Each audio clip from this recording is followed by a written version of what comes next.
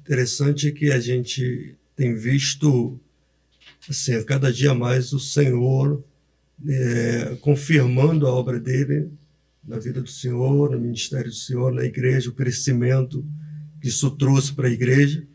Mas são situações que nós vivenciamos no ministério que não são fáceis, né, bispo? Então, eu gostaria que o senhor deixasse para aquele que está iniciando o seu ministério, ou que também nós temos visto, que há muitos que estão desistindo da sua vida ministerial.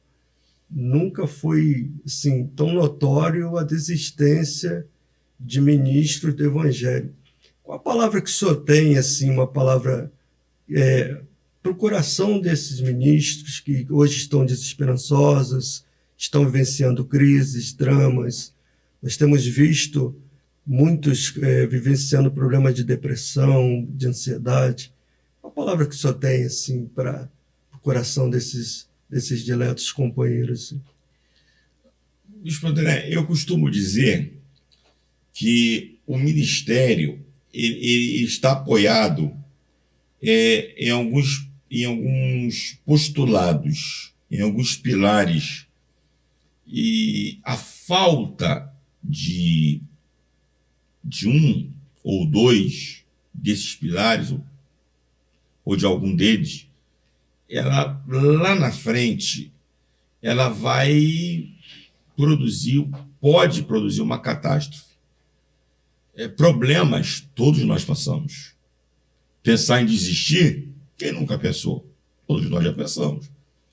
Porque se há uma coisa que eu considero cruel no ministério, é o que a gente chama de ingratidão, né?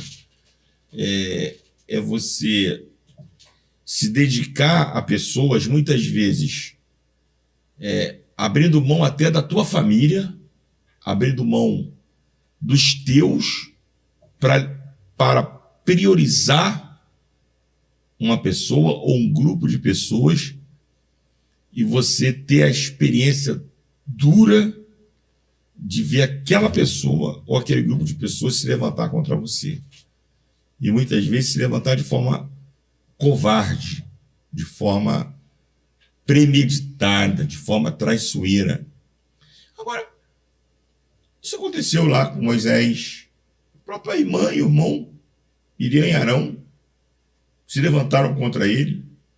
Isso aconteceu com Davi, né, quando volta da guerra com os filisteus, a sua casa e a casa dos seus soldados estava saqueada, queimada, as suas famílias levadas cativas, e a primeira coisa que aqueles soldados que Davi dava vida por eles fizeram foi acusar Davi. Davi, você é o culpado. Se levantaram contra Davi. Né?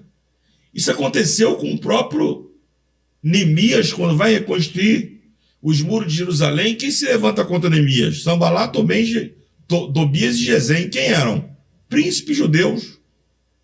Homens pelos quais Neemias deixou o conforto do palácio de Artaxerxes para ajudá-los na reconstrução da sua cidade. Jesus tinha entre os 12, um que o traiu, um que o negou. Você vai olhar Paulo, Demas me abandonou amando o presente século. Né? Alexandre Latueiro, um dos piores perseguidores de Paulo, foi um dos primeiros crentes. E aí você vai ver Paulo escrevendo para Timóteo, lá no capítulo 4 da segunda carta, as suas últimas linhas, ele disse: ninguém saiu em minha defesa. Ele estava em Roma, preso, julgado, e não teve um que foi lá e disse: não, eu dou minha vida por ele. Esse homem é um homem correto, é um homem santo, é um homem de Deus. Então, o ministério, ele proporciona esses momentos conflituosos. Agora, alguns pilares, eles precisam estar bem fortalecidos para que a gente possa ir até o fim. Primeiro pilar é o pilar da chamada, como eu já falei antigamente. Ministério não é para quem se apresenta, é para quem Deus chama. Você desejar é bom. O apóstolo Paulo vai dizer a Timóteo, se alguém deseja o episcopado, excelente coisa deseja. Convém, porém, que o bispo seja. Então tem uma série de qualificações. Então é Deus que chama. O chamado é indispensável. Uma outra coisa, preparo. Há uma galera aí que quer ser chamada hoje e enviada amanhã. Não quer passar pelos degraus, pelo processo. Pastor Gisel Gomes diz que no ministério não existe elevador, existe escada. Deus não mostrou a Jacó um elevador, Deus mostrou a Jacó uma escada. Escada não se sobe de 2 em 2 degraus, escada se sobe degrau por degrau. Tem uma galera aí que vai lá, compra uma Bíblia 1 por 1, um terno Armani, uma gravata italiana, despreparado, um sapato de cromo alemão e acha que é pastor. Bota um anel no dedo, acha que é pastor. Acha que é pregador. Aí você pergunta, qual é a sua igreja? Não tem. Você está debaixo da autoridade de que pastor? Não tem. Então, preparo, Jesus. Ó, você vai lá atrás. Josué foi preparado por Moisés. Samuel foi preparado por Eli. Eliseu foi preparado por Elias.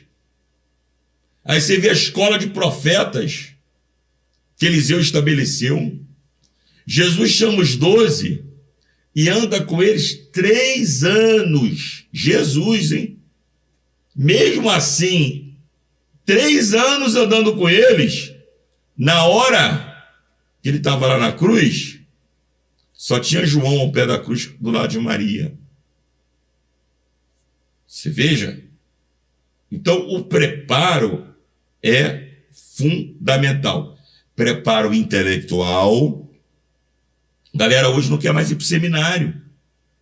Galera hoje não quer mais sentar numa sala de aula. Vai lá na livraria, compra meia dúzia de livro, então entra aqui no Google, sai escrevendo, copiando mensagem, lendo um monte de coisas soltas. Aí o cara tem um monte de conhecimento, mas conhecimentos soltos. Conhecimento que não é um conhecimento sistemático.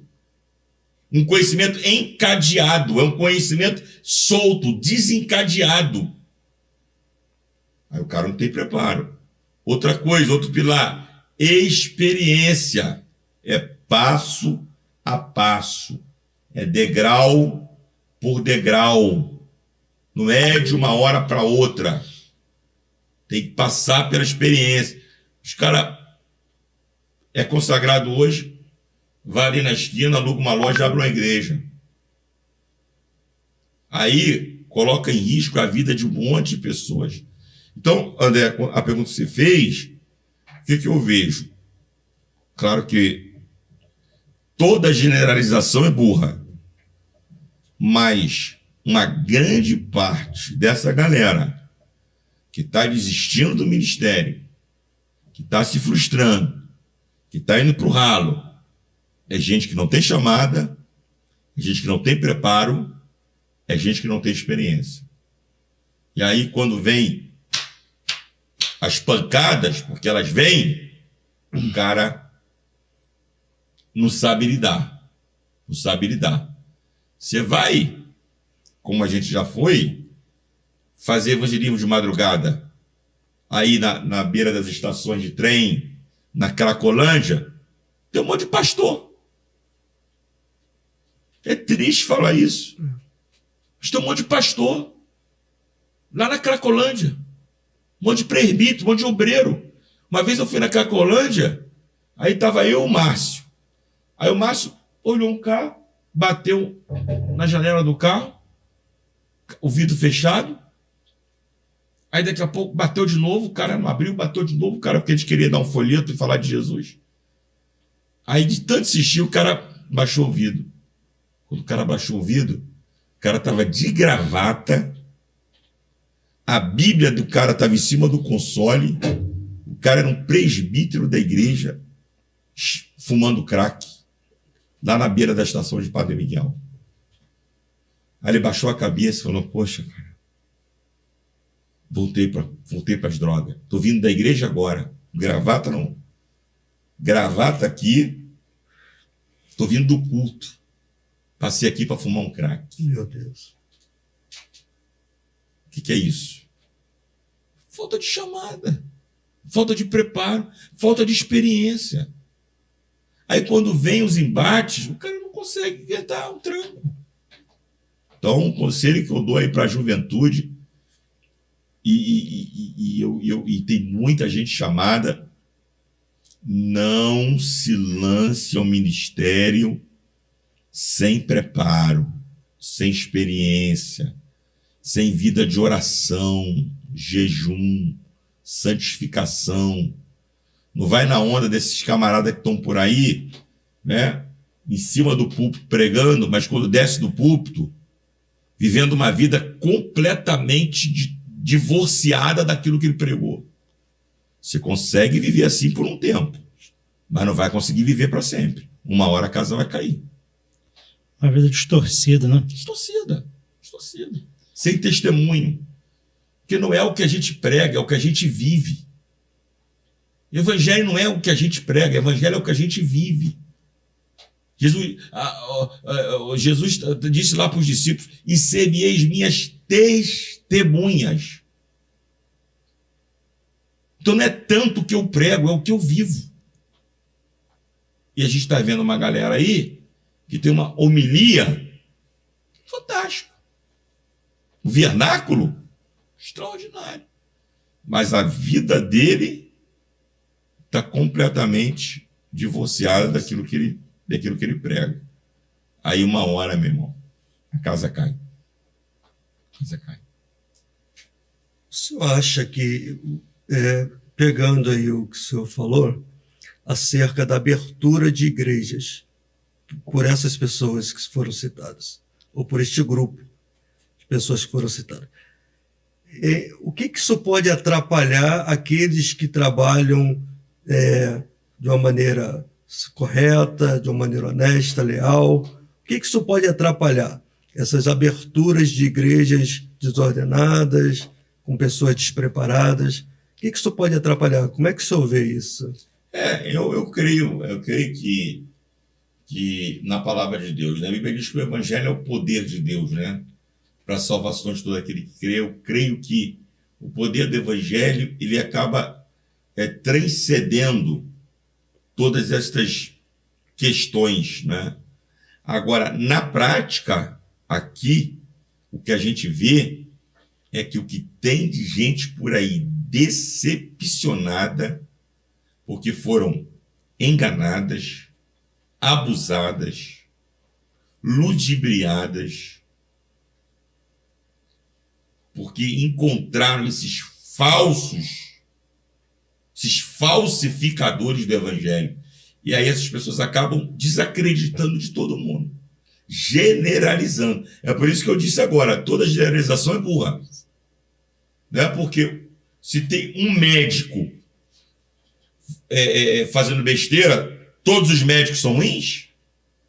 Porque tem um professor fazendo bobagem, todos os professores são ruins? Lógico que não. Claro que não. Não é porque tem um pastor, o pseudo-pastor, né, fazendo bobagem, todos os pastores são ruins? Não. Mas o fato é que as pessoas acabam generalizando e aí se frustram e acabam dizendo, quero saber de igreja não. Quero saber de igreja. Aí são chamados desigrejados, né? Que acabam tendo essa desculpa aí para não estar na comunhão do corpo de Cristo. Mas aí eu digo para essas pessoas, tem mais gente boa do que gente ruim. Eu não tenho dúvida disso, não tem dúvida.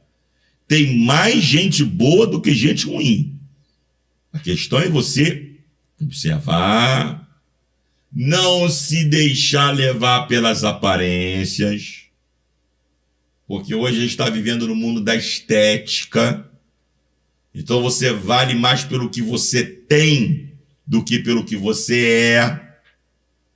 Aí o camarada, a igreja dele lá é uma igreja pequenininha, é uma igreja sem isso, deve ser um pastor de meia tigela. O outro não, o outro tem ar-condicionado central, tem poltrona confortável, né? Tem programa na televisão, no rádio, aquele é o cara. Aí entra numa furada. Então, não seguir, né, por A, B ou C, guie-se pela palavra de Deus. Esteja... No outro dia, alguém colocou aí nas redes sociais, né? A frase não é minha, mas alguém colocou aí nas redes sociais. Procure uma igreja. Antigamente a gente dizia assim: procure uma igreja mais próxima da sua casa, né? Isso. A gente, quando pregava o evangelho, dizia isso: procure uma igreja mais próxima da sua casa e vá servir ao Senhor. Aí alguém colocou na internet: procure uma igreja mais próxima da Bíblia, mesmo que seja longe da sua casa. Então procure uma igreja mais próxima da Bíblia, que pregue a palavra, que vive a palavra, para que você não seja enganado. Acho que o caminho é por aí.